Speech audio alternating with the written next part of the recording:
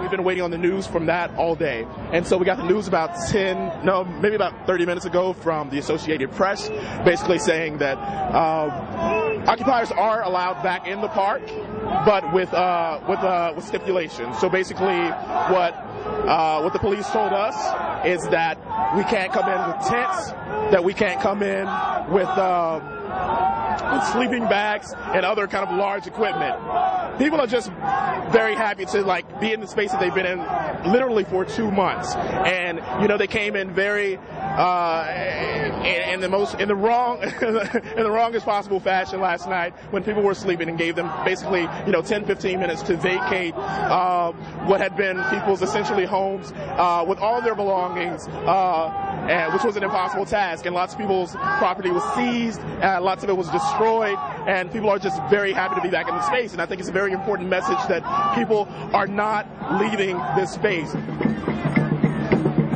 It certainly shows that it shows both that we have the sort of power to claim these spaces, but it also shows that we're flexible enough that we can exist even if the space is not here.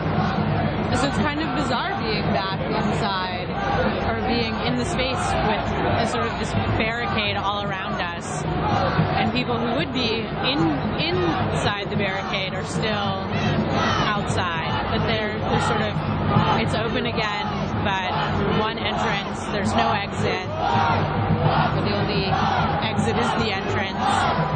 It's definitely a strange sort of experience. It doesn't really matter if we had been kept outside, inside.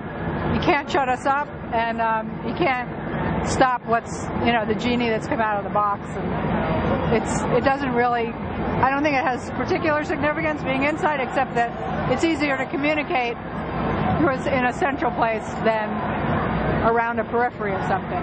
We feel free. We feel ready to finish what we started.